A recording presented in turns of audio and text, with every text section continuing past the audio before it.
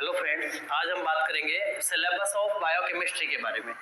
Biochemistry का जो syllabus है वो बीएससी फाइनल ईयर में बॉटनी के लिए, और जूलॉजी की जो पेपर है फिजियोलॉजी, एनिमल फिजियोलॉजी, वहां पर आपको काम आएगा। उसके बाद में सिलेबस ऑफ बायोकेमिस्ट्री हम नर्सिंग के पॉइंट ऑफ व्यू से भी पढ़ेंगे। बीएससी नर्सिंग में फर्स्ट ईयर जो है उसमें आपका सब्जेक्ट है, सबसे सिंपल सब्जेक्ट हम इसको कह सकते हैं, सिलेबस ऑफ बायोकेमिस्ट्री। बायोकेमिस्ट्री अब सेमेस्टर वाइज हो गया तो उसमें डिवाइड हो गया first year and second year में। सिलेबस ऑफ बायोकेमिस्ट्री के साथ में आप पढ़ते हैं, इसके साथ में न्यूट्रिशन, तो किस तरीके से हमारी बॉडी में न्यूट्रिशन जो है या न्यूट्रिएंट्स जो है वो वर्क करते हैं। तो सिलेबस ऑफ बायोकेमिस्ट्री में आप देखेंगे यहाँ पर दो सब्जेक्ट के नाम लिखे हुए हैं, एक है बायोलॉजी एंड दूसरा है केमिस्ट्री। तो ऐसी केमिस्ट्री जिसमें बायोलॉजिकल मॉलिक्यूल्स का फॉर्मेशन होता है, इसे हम बायोकेमिस्ट्री का नाम दे देते हैं। यहाँ पर हम लिखेंगे बायोलॉजिकल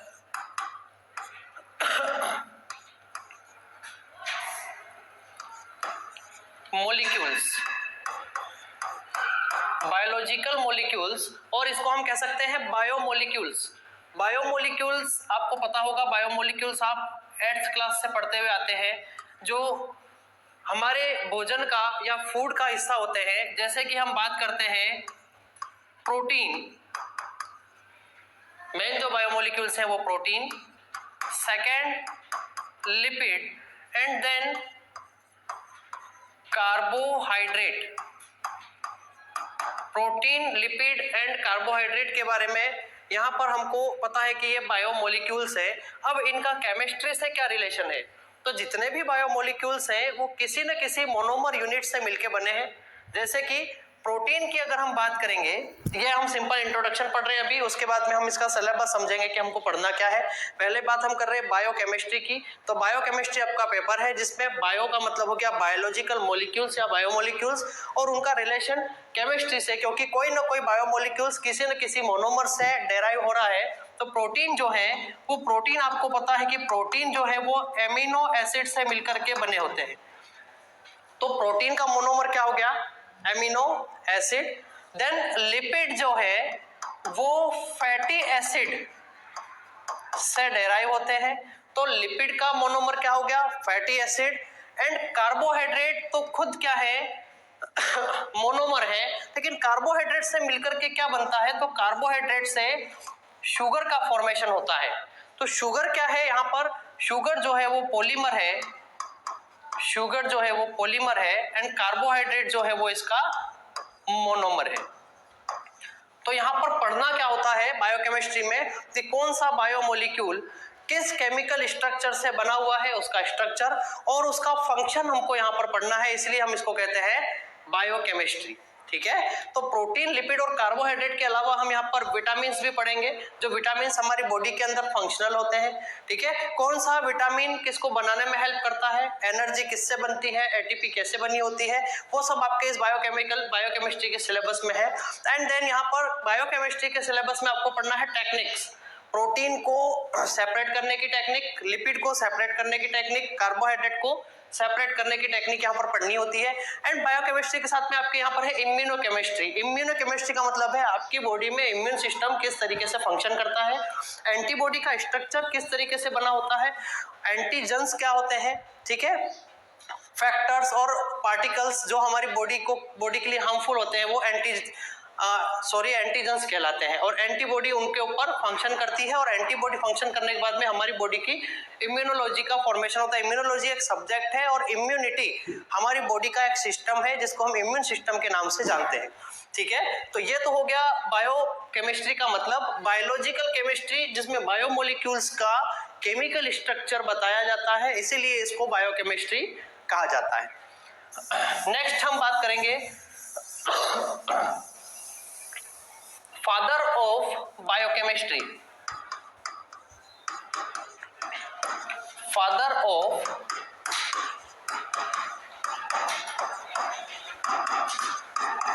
बायोकेमिस्ट्री। तो फादर ऑफ बायोकेमिस्ट्री की बात करें तो बायोकेमिस्ट्री पे बहुत सारी बुक्स जो है वो लिखी गई हैं। तो यहाँ पर जो मेन साइंटिस्ट है जिन्होंने मॉडर्न बायोकेमिस्ट्री के बारे में बताया, उनका नाम है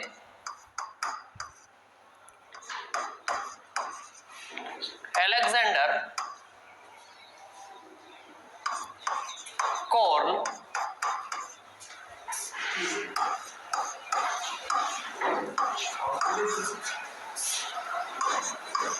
न्यूबर्ग। अलेक्जेंडर कॉर्ल न्यूबर्ग नाम के जो साइंटिस्ट है वो फादर ऑफ बायोकेमिस्ट्री कहलाते हैं। जिन्होंने जो बुक्स लिखी है उनसे हम यहाँ पर जो सिलेबस है आपका RUHS से रिलेटेड जो सिलेबस है या नर्सिंग वालों को जो सिलेबस दिया जाता है उसके बारे में अभी स्टडी करेंगे कि सिलेबस में आपको क्या क्या पढ़ना है यहाँ पर। इसके बाद में न्यूट्रिशन जो है वो इसी के साथ में जुड़ा हुआ एक पेपर है, बायोकेमिस्ट्री एंड न्यूट्रिशन। तो न्यूट्रिशन अलग से पढ़ा जाता है या पढ़ाया जाता है, लेकिन हम अभी बात करेंगे बायोकेमिस्ट्री की। तो आपको बायोकेमिस्ट्री का मतलब समझ में आ गया। दूसरा, आपको फादर ऑफ बायोकेमिस्ट्री के नाम बता दिया, अलेक्जेंडर कॉर्ल न्यूबर्ग। अब बात करते हैं सिलेबस की। तो आपके बायोकेमिस्ट्री के सिलेबस में 7 यूनिट्स हैं। इन 7 यूनिट्स में आपको क्या क्या पढ़ना है, बेसिक से लेकर के आपको इम्यूनोकेमिस्ट्री तक आपको यहाँ पर पढ़ना है। तो फर्स्ट यूनिट की बात करेंगे। सबसे पहले देखेंगे यूनिट फर्स्ट में आपको पढ़ना है इंट्रोडक्शन। इंट्रोडक्शन किसका, definition and significance of nursing. अगर आप नर्सिंग कर रहे हैं तो नर्सिंग का महत्व क्या है, नर्सिंग को क्यों करना चाहिए, किस फील्ड में आपको क्या काम करना है इस फील्ड में, उसके लिए हम यहाँ पर देखेंगे इसका इंट्रोडक्शन। किस किसने नर्सिंग के बारे में बताया है, कौन सी टेक्स्ट बुक आपको पढ़नी होती है। यहाँ पर इंट्रोडक्शन में डेफिनेशन, नर्सिंग की डेफिनेशन, ठीक है, और सिग्निफिकेंस, नर्सिंग के महत्व के बारे में आपको यहाँ पर पढ़ना होता है। तो फर्स्ट पॉइंट हो गया definition and significance in nursing. Second बात करते हैं review of structure, composition and function of the cell. Second point है सेल के बारे में। अब सेल जो होती है, 2 टाइप की सेल होती है, आप सभी पढ़ते हैं 7th 8th क्लास से ये पॉइंट आपका आ जाता है। एक तो होती है प्रोकैरियोटिक सेल एंड देन होती है यूकैरियोटिक सेल। तो हमारी लाइफ की या लिविंग ऑर्गेनिज्म की जो यूनिट होती है, बेसिक यूनिट, वो होती है सेल, जिसको हम कहते हैं unit of any organism, any living organism. तो वो होती है सेल। तो सेल का हमको स्ट्रक्चर पढ़ना है। सेल के स्ट्रक्चर में आपको पढ़ना है सेल ऑर्गेनेलिज। तो सेल ऑर्गेनेलिज आपको पता ही है, प्लाज्मा मेम्ब्रेन से लेकर के न्यूक्लियस तक, चाहे वो गोल्जी बॉडी हो, एंडोप्लाज्मिक रेटिकुलम हो, माइटोकॉन्ड्रिया है, राइबोसोम है, लाइसोसोम्स है, साइटोप्लाज्म है, एंड देन उनका कंपोजिशन मतलब कि वो सेल ऑर्गेनेलिज किन किन से मिलकर के बनी है, कौन कौन से मॉलिक्यूल्स उसमें जुड़ते हैं और उनका फंक्शन क्या होता है, वो भी हमको पढ़ना है यहाँ पर, ठीक है। कंपोजिशन का मतलब हो गया जैसे साइटोप्लाज्म है, तो साइटोप्लाज्म में कितने परसेंटेज वाटर है, कितने परसेंट वाटर से मिलकर के बना है, कितना परसेंट उसमें सॉलिड है, ये सब इसका कंपोजिशन कहलाता है, किस किस से मिलकर बने हैं। जैसे न्यूक्लियस है तो न्यूक्लियस में न्यूक्लियर एनवेलप, न्यूक्लियर पोर, अंदर क्रोमोसोम्स प्रेजेंट होते हैं, न्यूक्लियोप्लाज्म प्रेजेंट होता है, ये उसका कहलाता है कंपोजिशन। अगर हम कंपोजिशन की बात करें तो स्ट्रक्चर आपको जो है वो 2 सेल्स का स्ट्रक्चर पढ़ना है। एक पढ़ना है प्रोकैरियोटिक सेल का स्ट्रक्चर और दूसरा पढ़ना है आपको यूकैरियोटिक सेल का स्ट्रक्चर। स्ट्रक्चर में बात करेंगे, टाइप्स ऑफ सेल की बात करेंगे आगे, जिसमें स्ट्रक्चर आपको प्रोकैरियोटिक एंड यूकैरियोटिक सेल का पढ़ना होता है। उसके बाद में ह्यूमन की बात करें तो ह्यूमन में वेरियस टाइप की सेल्स यहाँ पर प्रेजेंट होती हैं, जैसे कि नर्व सेल जिसको न्यूरॉन कहते हैं, मसल सेल्स, ठीक है। उसके बाद में हार्ट की सेल्स, डिफरेंट टाइप की सेल्स होती हैं जो बॉडी में, जिनका हमको स्ट्रक्चर हम यहाँ पर बना सकते हैं और पढ़ते हैं। फंक्शंस ऑफ सेल, तो डिफरेंट टाइप के सेल ऑर्गेनेलिज जो होते हैं वो डिफरेंट टाइप का फंक्शन शो करते हैं, तो इसलिए यहाँ पर हमको इनके फंक्शन भी पढ़ने होते हैं, जैसे mitochondria, synthesis of ATP, Golgi body, transport of protein. Next, अगर हम एंडोप्लाज्मिक रेटिकुलम की बात करें तो help in the synthesis of protein, nucleus controller of cell. इस तरीके से हम इसके फंक्शन पढ़ेंगे। फर्स्ट यूनिट में हमने 2 पॉइंट पढ़ लिए, definition and significance in nursing and then review of structure, composition and function of the cells. आपको क्या क्या पढ़ना है वो भी सिलेबस में मैं आपको बता रहा हूँ। उसके बाद में जो है वो डिटेल में जो है बाद में पढ़ेंगे, prokaryotic and eukaryotic cell organization, microscopy. Next point है आपका थर्ड पॉइंट, इसमें आपको प्रोकैरियोटिक सेल का स्ट्रक्चर, प्रोकैरियोटिक सेल के एग्जांपल्स पढ़ने हैं और यूकैरियोटिक सेल का ऑर्गेनाइजेशन पढ़ना है कि यूकैरियोटिक सेल का ओरिजिन कैसे हुआ, पूरा उसका ऑर्गेनाइजेशन पढ़ना है, स्ट्रक्चर पढ़ना है, फंक्शंस पढ़ने हैं और इसके एग्जांपल्स आपको पढ़ने हैं। अब बात करेंगे हम सेकेंड यूनिट की। सेकेंड यूनिट में आपका फर्स्ट पॉइंट है structure and functions of the cell membrane.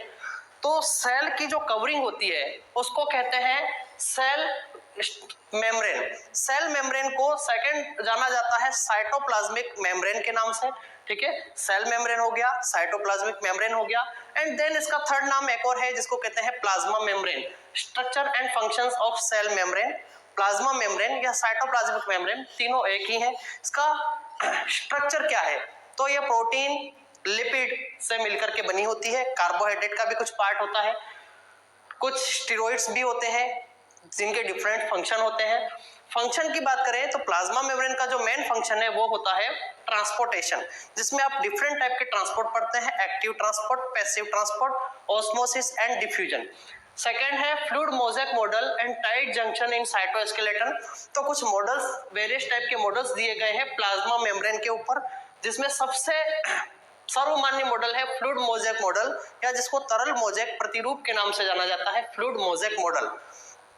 किस तरीके से प्लाज्मा मेम्ब्रेन दिखाई देती है माइक्रोस्कोप में 3D वे में, यहाँ पर हमको फ्लूइड मोज़ेक मॉडल से पता चलता है। फ्लूइड मोज़ेक मॉडल को सिंगर एंड निकोलसन ने 1972 में प्रपोज किया था। टाइट जंक्शन, अगर आपको ये वर्ड समझ में नहीं आता है टाइट जंक्शन क्या है, तो टाइट जंक्शन जो होते हैं दो सेल के बीच में कम्युनिकेशन के लिए और ट्रांसपोर्टेशन के लिए कुछ जंक्शन क्रिएट होते हैं जिसको टाइट जंक्शन कहा जाता है। एंड देन नेक्स्ट है यहाँ पर सेल साइटोस्केलेटन। यहाँ पर डिफरेंट टाइप के सेल साइटोस्केलेटन होते हैं, 3 types of cell cytoskeleton present in cells. Cell cytoskeleton में microtubules, microfilament and actin filaments जो होते हैं, 3 टाइप के यहाँ पर सेल साइटोस्केलेटन पाए जाते हैं, ठीक है। सेल साइटोस्केलेटन जो होते हैं वो सेल के अंदर तर्कु तंतुओं के निर्माण में हेल्प करते हैं। माइक्रोट्यूब्यूल्स जो होते हैं वो तर्कु तंतुओं का निर्माण करते हैं, तो ये भी सेल के साइटोप्लाज्म में प्रेजेंट होते हैं। ट्रांसपोर्ट मैकेनिज्म, ये है फंक्शन ऑफ प्लाज्मा मेम्ब्रेन, जो मैंने आपको बताया था structure and function of the cell membrane. Cell membrane plasma membrane भी है, साइटोप्लाज्मिक मेम्ब्रेन भी है। तो इसका फंक्शन क्या है, transport mechanism, diffusion and osmosis. चाहे आप प्लांट फिजियोलॉजी पढ़े, चाहे एनिमल फिजियोलॉजी पढ़े, या फिर आप सेल के बारे में पढ़े, तो आपको डिफ्यूजन एंड ऑस्मोसिस 7th या 8th क्लास से इनके अंदर डिफरेंस पूछा जाता है, जो आपको यहाँ पर भी पूछा गया है। डिफ्यूजन एंड ऑस्मोसिस क्या है, तो फिजिकल एनवायरनमेंट में जो ट्रांसपोर्टेशन होता है वो ज्यादातर डिफ्यूजन के थ्रू होता है, एंड ऑस्मोसिस में एक मेम्ब्रेन की जरूरत होती है, जो मेम्ब्रेन सेलेक्टिवली परमिएबल मेम्ब्रेन है हमारी सेल की, तो जिसको ऑस्मोसिस कहा जाता है। तो हमारी सेल के अंदर ज्यादातर ऑस्मोसिस के थ्रू ट्रांसपोर्टेशन होता है। ये एक पैसिव ट्रांसपोर्ट है, दोनों के दोनों क्या है, पैसिव ट्रांसपोर्ट है। पैसिव का मतलब होता है जिसमें एटीपी की आवश्यकता नहीं होती, उसको पैसिव ट्रांसपोर्ट के नाम से जाना जाता है। नेक्स्ट बात करते हैं यहाँ पर फिल्ट्रेशन, किस तरीके से मॉलिक्यूल्स का फिल्ट्रेशन होता है। जो सेल के लिए एसेंशियल है वो सेल के अंदर आ जाएंगे, और जो सेल के लिए एसेंशियल नहीं है वो सेल के आउटसाइड में ही रह जाते हैं। इसी तरीके से अगर अंदर आवश्यक पदार्थ जो सेल के लिए रिक्वायर्ड है वो सेल के अंदर ही रहते हैं, और वेस्ट मटेरियल को आउटसाइड में भेज दिया जाता है, तो इसको फिल्ट्रेशन कहा जाता है। नेक्स्ट है एक्टिव चैनल। आपने यहाँ पर देखा डिफ्यूजन एंड ऑस्मोसिस, यह तो हो गया पैसिव ट्रांसपोर्ट। यहाँ पर कुछ एक्टिव चैनल होते हैं जिसके थ्रू एक्टिव ट्रांसपोर्ट होता है। एक्टिव ट्रांसपोर्ट में आपको एटीपी की रिक्वायरमेंट होती है सेल को, यहाँ पर एटीपी की रिक्वायरमेंट होती है। Active transport 2 type of active transport होते हैं, एक होता है प्राइमरी एक्टिव ट्रांसपोर्ट और दूसरा होता है सेकेंडरी एक्टिव ट्रांसपोर्ट, जिसमें हम sodium pump, potassium pump, uniport, symport and antiport जैसे पंप यहाँ पर हम पढ़ते हैं। नेक्स्ट हम बात करेंगे सेकेंड यूनिट में acid base balance, maintenance and diagnostic test. यहाँ पर बॉडी के अंदर या सेल के अंदर एसिड और बेस का बैलेंस कैसे किया जाता है, जिसको हम एसिडोसिस एंड एल्कोसिस भी पढ़ते हैं। तो एसिड बेस बैलेंस हमारी सेल के अंदर किस टाइप से होता है वो यहाँ पर पढ़ना होता है। और लास्ट है इसका पीएच बफर, बफर सॉल्यूशन का फॉर्मेशन कैसे होता है, सबसे बड़े बफर का एग्जाम्पल क्या है, किस पीएच पर एक सॉल्यूशन बफर में कन्वर्ट होता है, या बफर की डेफिनेशन क्या है। ये इतनी चीजें आपको यहाँ पर पढ़नी है सेकेंड यूनिट में। नेक्स्ट है आपकी थर्ड यूनिट।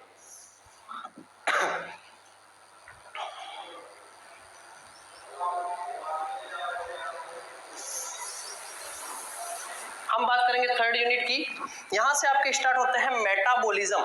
थर्ड यूनिट से स्टार्ट होता है metabolism, composition and metabolism of carbohydrate. मैंने आपको बताया था बायोमोलिक्यूल्स में कार्बोहाइड्रेट, प्रोटीन एंड लिपिड होते हैं, तो इनका मेटाबॉलिज्म हमको यहाँ पर पढ़ना होता है। तो एक बार मेटाबॉलिज्म के बारे में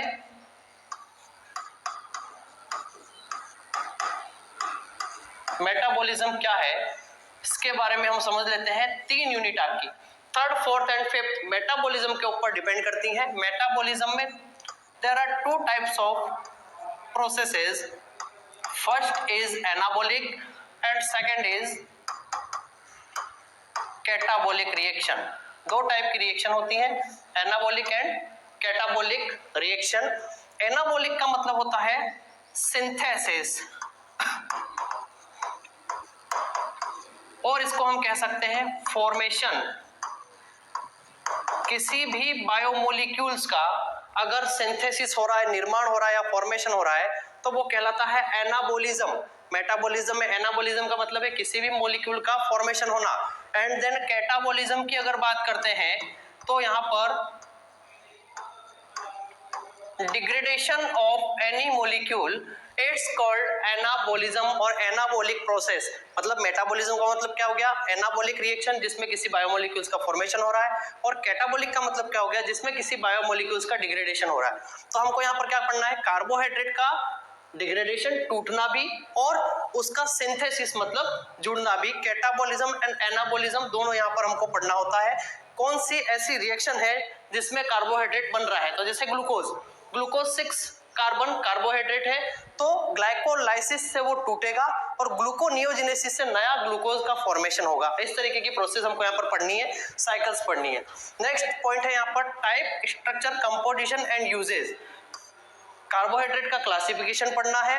क्लासिफिकेशन में टाइप्स आ जाएंगे जैसे कि monosaccharide, disaccharide and polysaccharide. Structure आ जाएंगे, हम यहाँ पर केमिकल स्ट्रक्चर पढ़ेंगे। देखिए कार्बोहाइड्रेट 3 कार्बन शुगर से स्टार्ट होता है और लास्ट 7 कार्बन जो चेन होती है वहां तक जो कार्बोहाइड्रेट है वो मोनोसेकेराइड के अंदर आते हैं। इसी तरीके से disaccharide and polysaccharide. Composition, carbohydrate किस किस मॉलिक्यूल से मिलकर बनता है, तो carbon, hydrogen and hydroxyl group, यहाँ पर OH ग्रुप जुड़ा होता है। नेक्स्ट पॉइंट है monosaccharide, disaccharide, polysaccharide and oligosaccharide. There is a type of carbohydrate monosaccharide जो शुगर है, इसमें कार्बन को अगर निकाल दिया जाए तो यहाँ पर किसी भी टाइप का कार्बोहाइड्रेट नहीं रहता, मतलब कार्बोहाइड्रेट का स्ट्रक्चर नहीं बनता है। डाइसेकेराइड 2 मोनोसेकेराइड के मॉलिक्यूल से मिलकर के बनती है, जिसका एग्जांपल है फ्रक्टोज, ठीक है, सुक्रोज, लैक्टोज। एंड पॉलीसेकेराइड जो है वो many of disaccharides and monosaccharides के मॉलिक्यूल आपस में जुड़ करके पॉलीसेकेराइड्स का फॉर्मेशन करते हैं। एंड ओलिगोसेकेराइड जो है आपके लिए कंफ्यूजिंग होगा, तो 2 to 10 मोनोसेकेराइड या डाइसेकेराइड मिलकर के ओलिगोसेकेराइड का फॉर्मेशन करते हैं। नेक्स्ट है यहाँ पर आगे देख लो,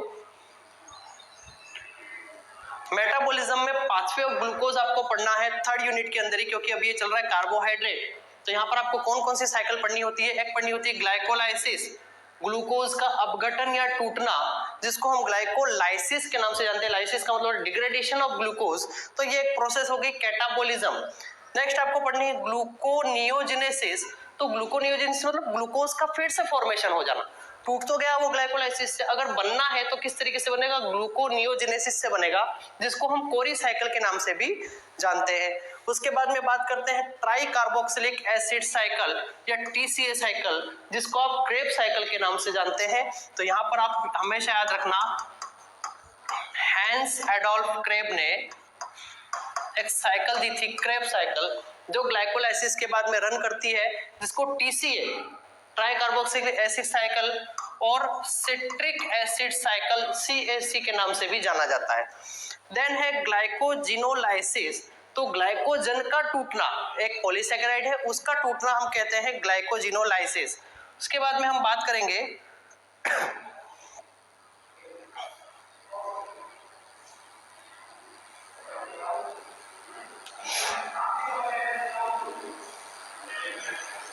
नेक्स्ट हम बात करेंगे यहाँ पर देखिए पेंटोस फॉस्फेट पाथवे। तो पेंटोस शुगर होती है कार्बोहाइड्रेट की, यहाँ पर उसका फॉस्फेट के साथ में एक चक्र चलता है जिसको पेंटोस फॉस्फेट पाथवे कहते हैं, और इससे पेंटोस शुगर, राइबोज, ज़ाइलुलोज टाइप की शुगर का फॉर्मेशन होता है जिसको हम हेक्सोज मोनोफॉस्फेट शंट के नाम से भी जानते हैं। नेक्स्ट है regulation of blood glucose level. हमारी बॉडी के अंदर दो हार्मोन्स होते हैं, ठीक है, एक होता है इंसुलिन, एक होता है ग्लूकागोन। तो वो किस तरीके से हमारे ब्लड में ग्लूकोज के लेवल को रेगुलेट करते हैं वो आपको यहाँ पर तीसरी यूनिट के अंदर पढ़ना होता है। तो 3 यूनिट आपकी कंप्लीट हुई। फर्स्ट एंड सेकंड जो है वो बेसिक है, सेल्स और सिग्निफिकेंस ऑफ नर्सिंग। लेकिन थर्ड यूनिट से आपको मेटाबॉलिज्म स्टार्ट हो जाता है, जिसमें हमने थर्ड यूनिट में भी देखा मेटाबॉलिज्म ऑफ कार्बोहाइड्रेट। उसके बाद में हम बात करते हैं composition and metabolism of lipid, fourth unit. यहां से फोर्थ यूनिट स्टार्ट हो जाती है। तो composition and metabolism of lipid, जैसे कि कार्बोहाइड्रेट का डिग्रेडेशन एंड सिंथेसिस, उसी तरीके से हमको यहाँ पर पढ़ना है लिपिड का मेटाबॉलिज्म, मतलब कि सिंथेसिस और डिग्रेडेशन कैसे होगा। लिपिड के टाइप्स, फैटी एसिड के टाइप भी पढ़ेंगे। स्ट्रक्चर लिपिड का किस तरीके का होता है, ग्लिसरोफॉस्फोलिपिड कैसा दिखाई देता है, VLDL LDL के क्या स्ट्रक्चर होते हैं। कंपोजिशन, लिपिड का मॉलिक्यूल्स कौन कौन से मॉलिक्यूल से मिलकर के बना है। And uses of fatty acid, fatty acid के हमारी बॉडी के अंदर क्या क्या यूज है उनके बारे में भी हमको यहाँ पर पढ़ना है।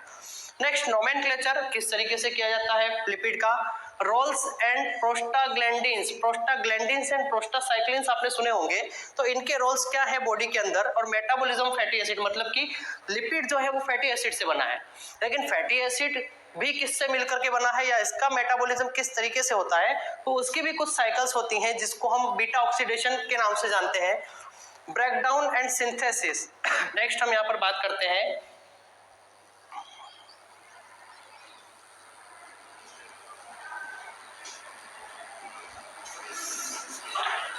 ब्रेकडाउन एंड सिंथेसिस, मतलब कि लिपिड का मेटाबॉलिज्म किस तरीके से हो रहा है। Metabolism of triacyl glycerol and cholesterol metabolism, एक ऐसी फैट या लिपिड जो हमारी बॉडी के अंदर स्टोर्ड फॉर्म में रहती है उसको हम ट्राइएसाइल ग्लिसरॉल के नाम से जानते हैं। हमारी बॉडी में या एनिमल्स में जो लिपिड स्टोर्ड फॉर्म में रहती है उसको ट्राइएसाइल ग्लिसरॉल कहते हैं। तो ये कैसे टूटती है और कैसे इसका निर्माण होता है, कोलेस्ट्रॉल हमारी बॉडी में कैसे बनता है, इसका भी हम यहाँ पर पूरा प्रोसेस देखेंगे या चौथी यूनिट में आपको ये पढ़ना है। नेक्स्ट हम बात करते हैं biosynthesis and regulation bile salt. Bile salt के बारे में आपने सुना होगा। बिलीरुबिन एंड बिलीवर्डिन, बॉडी के अंदर हमारे लीवर में बिलीरुबिन और गोल ब्लैडर में बिलीरुबिन एंड बिलीवर्डिन का सिंथेसिस होता है, जिससे हमारे फेसेस को, मल को और यूरिन को कलर जो मिलता है वो यहाँ से मिलता है। तो वो फॉर्म कैसे होते हैं और उनमें क्या ऐसा मिला होता है जो हम इसको लिपिड में पढ़ते हैं। देन विटामिन डी, जो हम बोलते हैं कि सनलाइट से मिलता है, लेकिन वो हमारे स्किन के अंदर क्या रहता है, स्टोर रहता है। उसको एक्टिव जो है वो सनलाइट से किया जाता है, ठीक है। नेक्स्ट है स्टेरॉइड हार्मोन्स। तो स्टेरॉइड हार्मोन्स में आपको बता दूं, ये स्टेरॉइड्स जो है वो लिपिड के बने होते हैं, फैटी एसिड के बने होते हैं, इसलिए हम इसको यहाँ पर पढ़ते हैं। Next lipoproteins. लिपोप्रोटीन्स का मतलब है लिपिड एंड प्रोटीन्स। लिपिड का मतलब हो गया फैटी एसिड से बने हुए मॉलिक्यूल्स, एंड प्रोटीन ये आपस में मिलकर के एक स्ट्रक्चर बनाते हैं जिसको लिपोप्रोटीन्स कहते हैं। उसके बाद में डिफरेंट टाइप्स ऑफ लिपिड जो है वो यहाँ पर हमको पढ़ने हैं।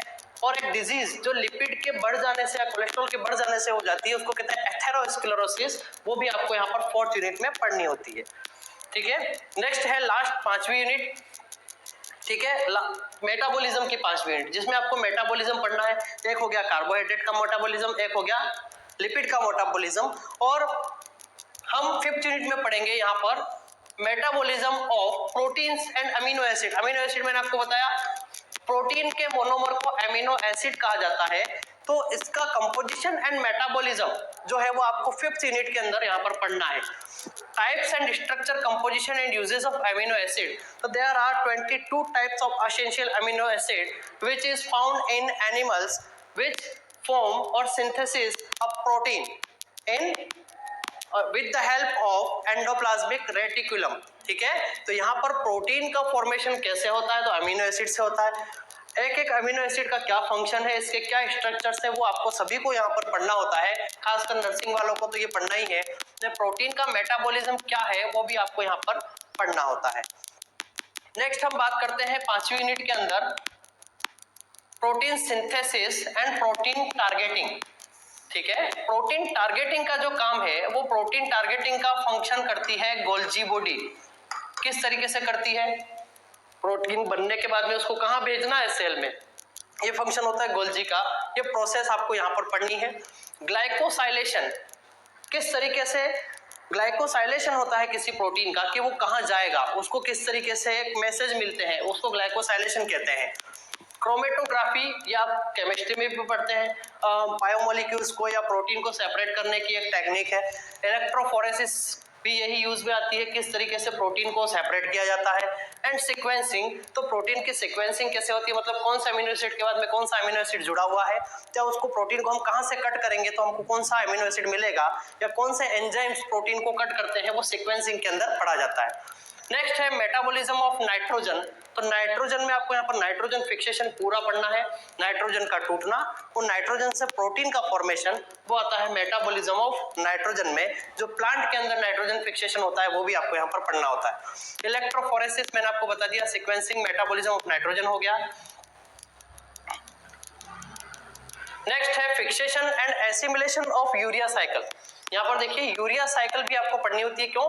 क्योंकि यूरिया जो है इस यूरिया का फॉर्मूला आपको शायद पता होगा, NH2CONH2, मतलब कि ये इसमें भी किसी न किसी नाइट्रोजन का मॉलिक्यूल है। NH2 का मतलब होता है एमीन, इसलिए हम इसको यहाँ पर नाइट्रोजन के मेटाबॉलिज्म के अंदर पढ़ते हैं। नेक्स्ट है हीम एंड क्लोरोफिल। ये दोनों क्या है, एक वर्णक है, पिगमेंट है, जिससे प्लांट्स को कलर मिलता है, और हीम से जो ह्यूमन होते हैं उनके ब्लड को कलर मिलता है। तो यहाँ पर इसके स्ट्रक्चर आपको पढ़ने होते हैं। एंजाइम्स एंड को एंजाइम्स के क्या फंक्शन है, हमारी बॉडी के अंदर डिफरेंट टाइप के एंजाइम्स रिएक्शन करते हैं, और को एंजाइम मतलब कि एंजाइम्स की हेल्प करने वाले एंजाइम को को एंजाइम कहा जाता है। नेक्स्ट है क्लासिफिकेशन।